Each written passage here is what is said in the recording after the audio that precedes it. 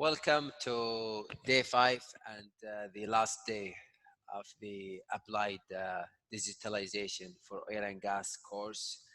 Today we're gonna talk about the modern information and data flow. We will start with an introduction about the project for the course, and then we're gonna talk about big data, the data and information flow, the control networks and patterns. We're going to talk about the operations control center and cap on with the project design and optimization of the project using some techniques. Basically, the project, which is team or individual, depending on the resources, is the development of a minimally viable product to prove the value and scalability of the deployment. You can use as an example a reliable industrial network to meet the digitalization needs of your refinery or your rig or your production field. Or you can design a purpose build operation center or a model that distills the data into intelligence.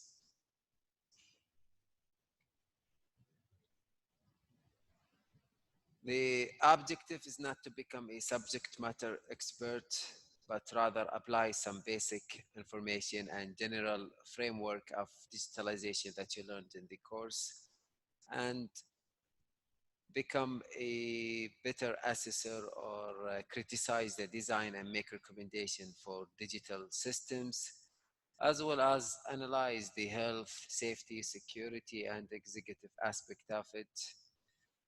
And you're talking about a general level from the boardroom to the field.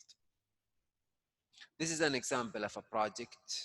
These are the assumption of it. It's a shale field. And the assumptions here is to divide it into multiple parts: the project, drilling, production, transportation, and gathering. And then you have different safety and environmental specifications for each part, and you analyze the systems separately, and then you work on their connection in the main block. And one of the assumptions here by the project team is that the water treatment is done by a specific company, a contractor that was hired. What was left in that project is that they did not discuss the details related to the well design and model.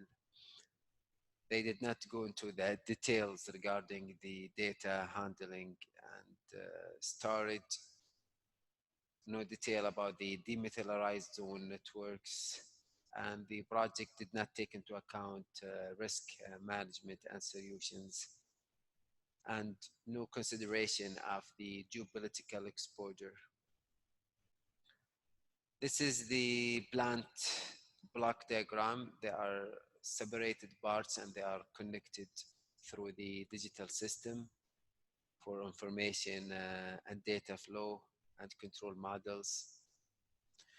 This is the control room that was utilized, which is basically a basic control center that has the engineering office, the firewall for cybersecurity, operator stations, and the field data with remote monitoring and remote systems.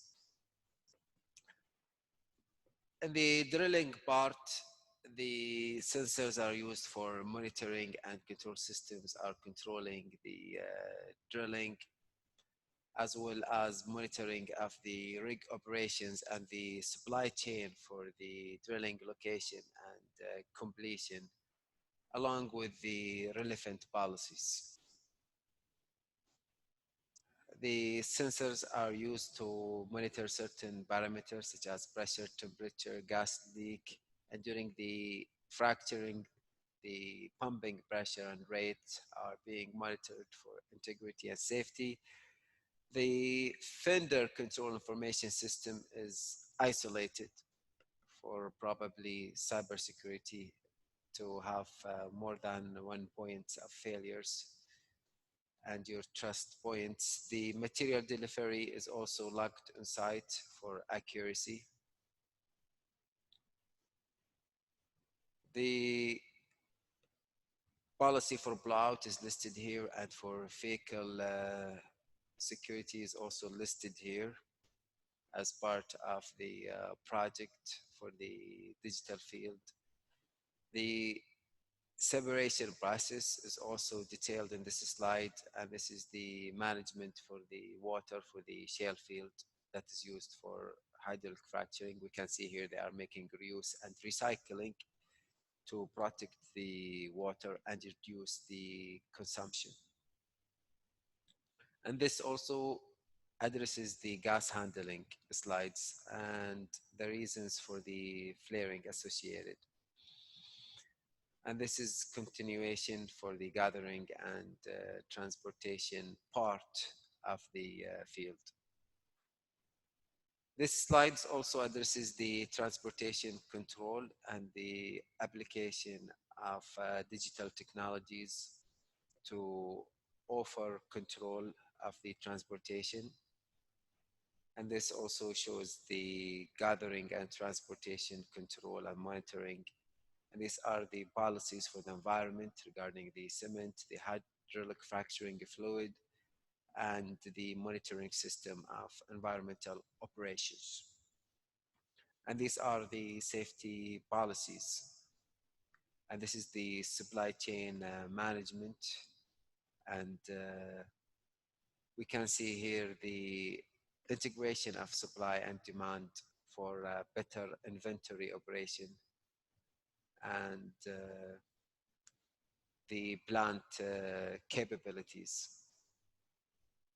These are the lessons learned from that project, which have been discussed in previous days: the complexity of these systems, the need for security engineering, the logical representation, and how it cannot be exact of the physical analog model, the compromise between operational efficiency and security, and the implementation of the specific network architecture and the decisions made and how they should account for long-term resilience. And these are the references used for the project. So again, this is the project and these are some examples.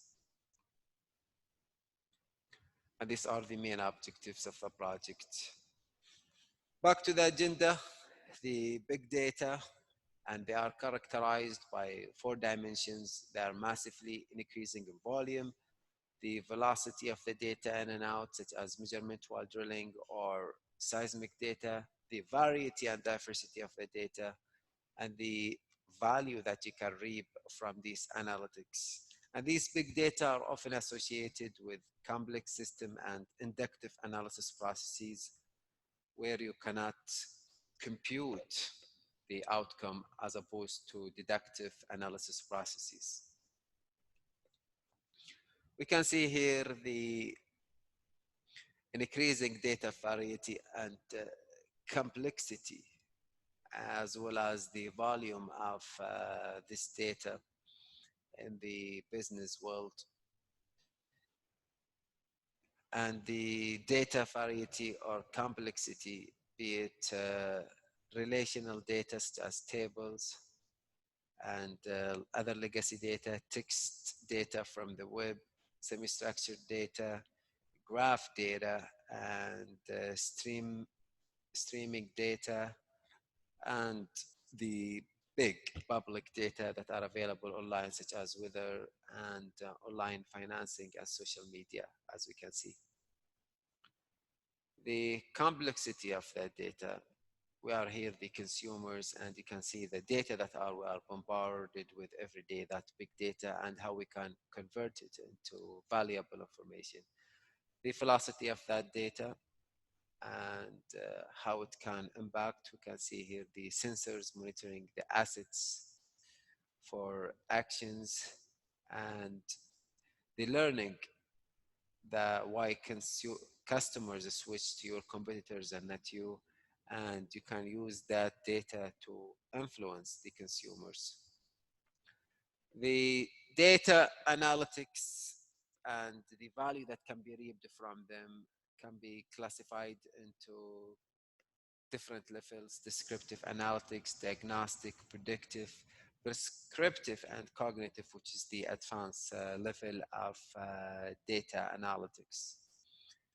The data and information flow, we can see here the value that we can get, and from empirical modeling such as forecast anomalies, from mechanistic models for estimation and auto calibration, the combined modeling for wider scopes of project and work, and the high performance computing for larger scale and big data, and the ultimate next generation of automation, Internet of Things, and industrial Internet of Things, where we have closed loop of machine to machine communication, non-human data creation, communication, and actions as part of the next generation automation.